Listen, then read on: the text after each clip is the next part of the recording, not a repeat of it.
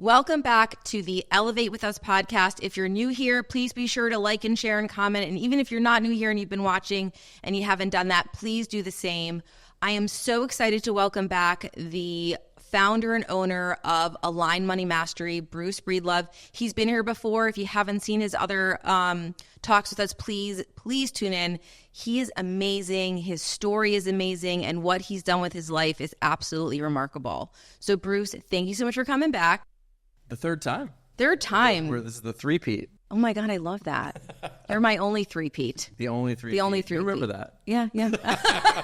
Oh boy, we're going there already. It's like, it's okay. Why not? So much has happened since you were here last. January, I think I was here last. Incredible. Yeah. Time flies. We're like halfway through the year, which is crazy as well. And, I think what's so remarkable about what you bring to the table is you're so in tune with the economy. And since the majority of my following and the people that listen are realtors, and I'm embarrassed to say probably the majority of them are not super in tune with the economy. They just feel the effects of the economy and don't understand what's going on with inflation and interest rates and things like that, because the only interest rate they care about is the mortgage interest rate. Yep. And that's not the only one. There's other things involved that kind of give us that number.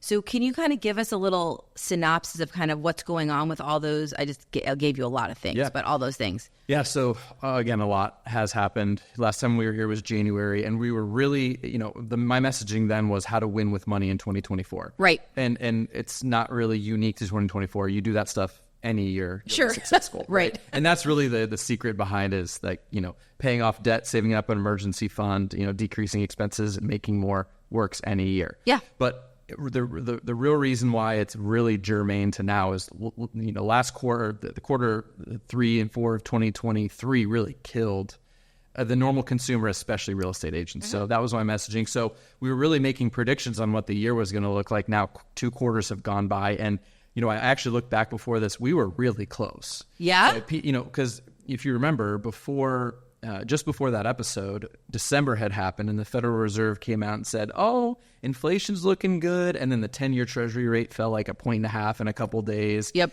And then I said, the 10-year treasury has come down. Interest rates on mortgages have come down, but things could still happen. And what happened? The 10-year treasury rate ticked right back up to really where it was, around 4.2, 4.3. Mortgage rates then were right around 7. They've been between 7.2 and 6.9. So we were really in the same spot that we were. Correct. From a mortgage standpoint then. From an inflation standpoint, we're really in the same spot too. Right. We'll go over the details of the last few years, but we've held steady. Now, what I want to bring today is really a tale of two different people, right? A tale of someone who has investments, assets, who is participating in the stock market, is participating in maybe real estate investing, or even owning a home, and those that aren't, because it is two different Americas that we have, and that valley between the two is widening. So it's really interesting, the numbers. But can you do me a favor? Yeah. I'm going to guess that there's some people out there that has no idea what the Treasury numbers has to do with anything. Could you just give a small little background on what that 4.2-ish number means for everything else? Because that background, I think, will help for the rest of the talk. For sure. So the big talk is the Federal Reserve interest rate. So the Federal Reserve, their job is to maintain steady employment and decrease inflation. That's their two directives, right? So really what we've been hearing about the past couple of years is inflation, right? So their one job, which is maintaining unemployment, it's right around 4%. So and is that good? Historically is low. Yes. Okay. Yes. Historically is low. What's considered bad? 5+. Okay.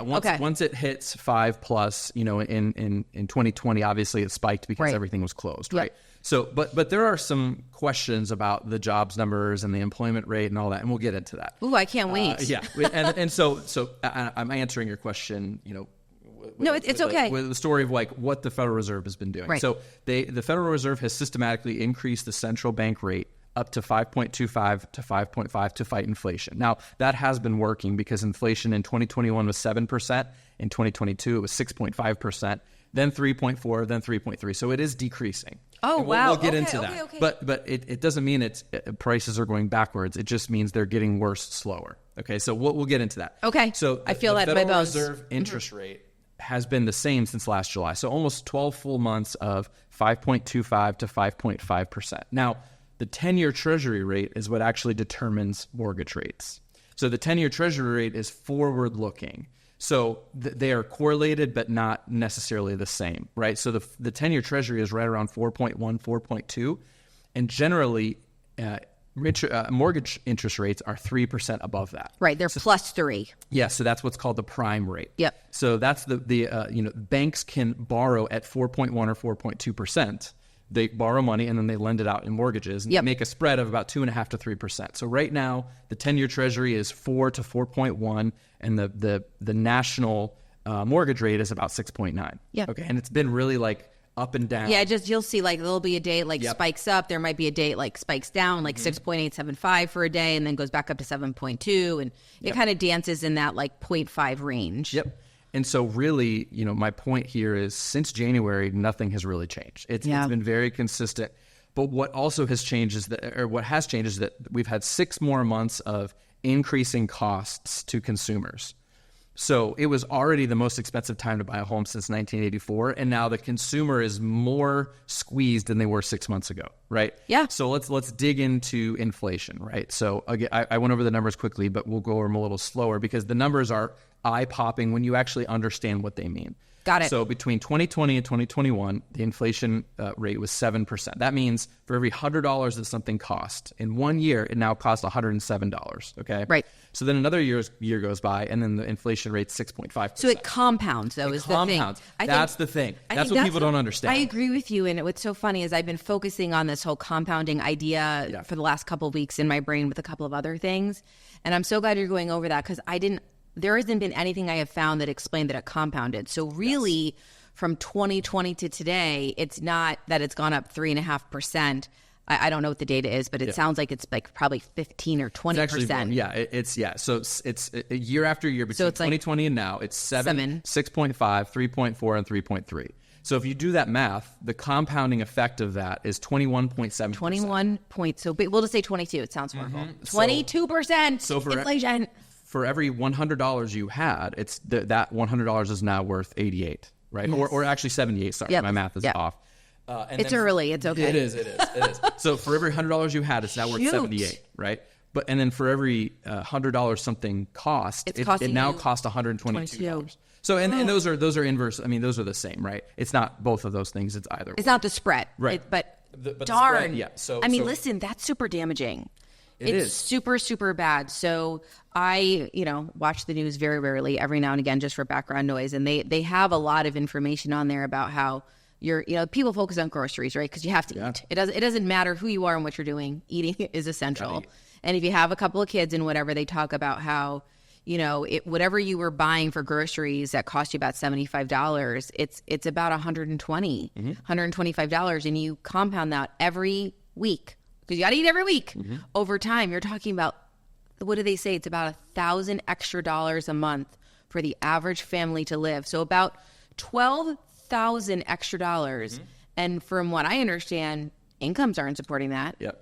So you're just losing $12,000 a year that you're not saving for retirement, for your kids' education, for a vacation, an emergency, whatever it is you need. And if you are already behind in any of those things, this is devastating. It is devastating. So the cumulative effect of inflation over the last 4 years has been 22%, as we're saying. So Yikes. What do you think the S&P 500, which is an index, right, in the stock market. Okay. And why I'm bringing this up is going to make sense here in a moment. The S&P 500 is the 500 largest companies in the country. Right. They're like compiled in a stock thing. Yes. It's called an index, and an index is a subset of the stock market. Okay. The S&P 500 is widely considered, one of the best indicators of how the stock market's doing. Okay. So over that same amount of time, how much do you think the stock market's gone up?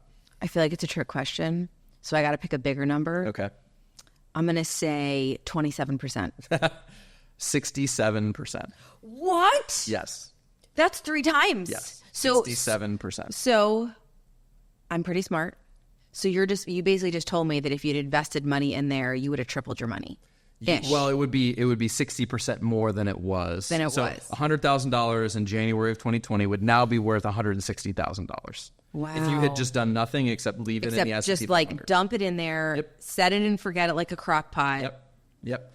So I said that there's a tale of two Americans happening, right? And the valley between them is deepening, and I'm building this case. Yeah. So, I'm following you.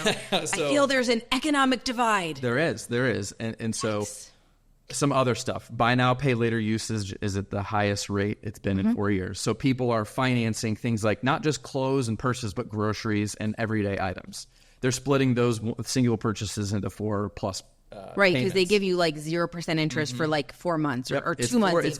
Four payments over 6 weeks is normal. I don't even know. Okay. So the amount of multiple job holders is 5.2%. So, and that's the highest it's been since 2020. Okay, I was just going to ask, is that high? So it's increased, yes, over the last three. Well, and I mean, let's be honest. You're a multiple job holder. Yeah. I'm a multiple job holder. I mean, I think it is really, really common, and in an effort to help with what I do for a living is, help build agencies up and recruit and whatnot. There is a generation that's what they do. Like a lot of them, like millennials specifically, often start working at 18, but more in an entrepreneurial type role where they might start a lawn cutting business and then they might keep that lawn cutting business all through college, and then they build it and like kind of give it to somebody else to run, and then they get more of a traditional job. So it's very interesting to understand kind of that generational situation and the outlook. There's been more wealthy entrepreneurial millennials than any other generation because they want that. We're grinders. Yeah. Which is not often how people interpret millennials. It's true. There's like then Gen Z came along and they're making us look really good. Sorry, Gen Zers, that was a joke. But so what's interesting is that number's going up, right? COVID obviously reset the job market, but what we're seeing is more and more people are picking up multiple jobs, and it makes sense. So also, it's becoming more and more expensive to buy homes, and rent is actually going down. So when I was here last, I think 47 out of the 50 largest metro areas, it was more expensive to buy than it was to rent. It's now all 50.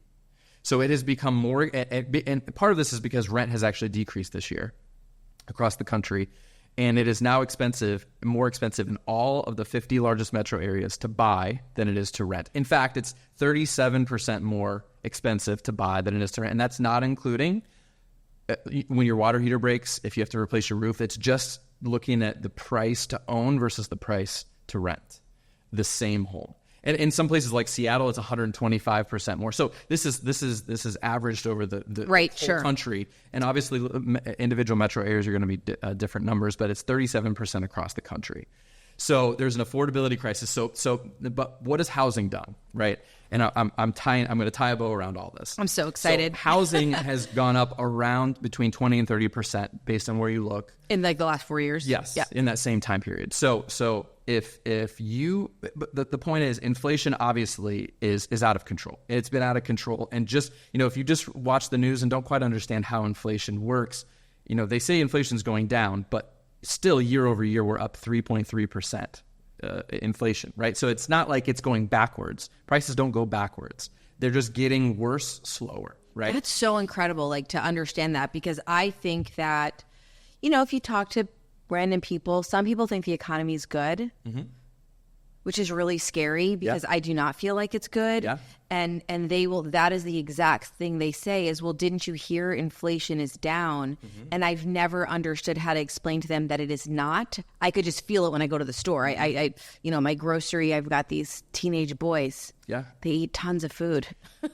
So homes will appreciate on average. The forecasts are 3 to 5% annually over the next 5 years because we still have a supply issue. Yep. People are, and so supply demand is still mismatched. So home prices will continue to increase at a higher than historical rate over the next 5 years. Okay, so we have all this data, right? So the two people we're talking about here. Yes. The one person is someone like myself. I'll just use myself, who the majority of my money is tied up in assets. What happens in inflationary times and people that invest in the stock market and in homes is that we make an outsized amount of money. It floats to the top, right? So the people who have benefited in the last 4 years have been people like myself who aggressively invest in assets. The economy for me is incredible.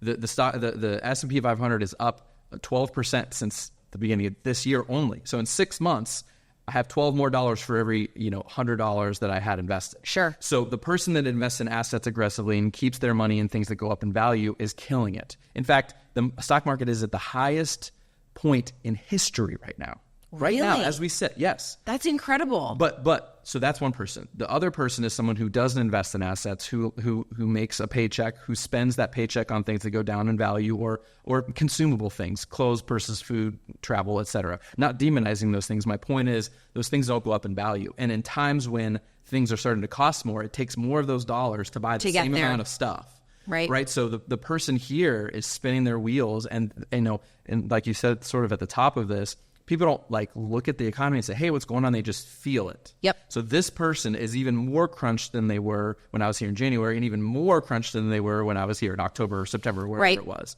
So and this divide is widening between these two, and it's because inflation is driving up the price of assets, including homes. Right. But especially stocks. So I posted a thing on my Facebook that showed the historical rate of return of gold, homes, stock market, and I think cash. Okay. And they compared side to side, and it's the amount that each asset has gone up per decade.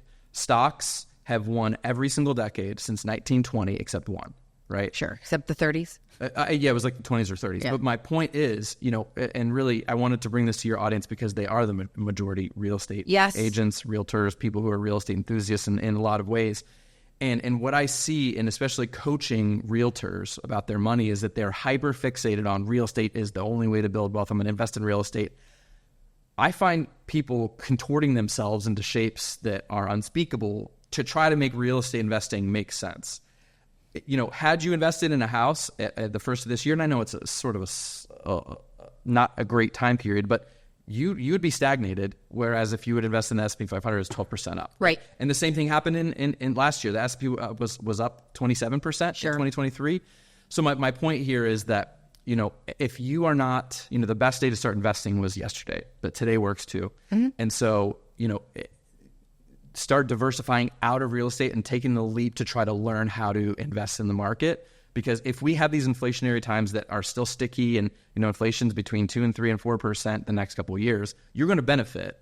Whereas, it'll hopefully offset the increased cost that you have in your personal world. Sure.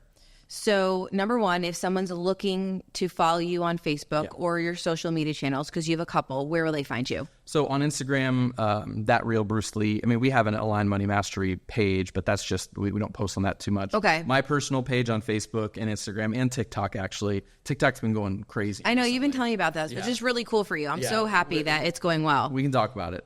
If you're not using TikTok to grow your business, you really should, because it's wild over there. In a good way. So TikTok, just look me up. I post sometimes on LinkedIn as well, but the majority is Facebook. I just post very easy to digest economic updates. No, I totally agree with you, because this is not my forte in life. Yeah. My parents really set me up for success, that I'm able to manage money really well, but I do not understand the stock market. Yeah. I don't understand where to invest in any of it, so I don't. Right, I have investment funds that somebody else manages that do medium. You've seen them. Yeah, no, he's done well. He's done really well. Credit to him. Yeah. But I don't do anything extra. But I think I'm going to. You consistently inspire me to do something extra, so I think I might one day. Yeah, maybe this summer will be the day. Let's go. So this is the information I give agents, because I don't feel agents are ever coached on how to run their real estate business like a business. Yep. And so I suggest that they take their paycheck, their commission check, and they divide it into 5 things. So we'll just pick $5,000 because that's easy. So let's pretend they get a $5,000 paycheck. They should pay themselves with $1,000. $1,000 should go to taxes. $1,000 should go to savings. $1,000 should go to an investment. And then $1,000 should be for an extra investment, whatever that is. Maybe you want to be a real estate investor one day. Maybe you want to play in the stock market, but they don't. Mm-hmm. What do? They take the whole thing, they spend the whole thing, and then tax time comes and they haven't even put that 20% away for taxes. Yep. So if you have no idea what I'm talking about, reach out to me or reach out to Bruce. We'd love to ensure that you're setting yourself up for success, because I do feel real estate is a gift. I do feel we do make a decent, we can make a decent amount of money, and they take these large chunks of money and they do not make more money from the money they made, right? They have to leverage that opportunity, because sometimes in real estate, we do get an opportunity that we might want to buy.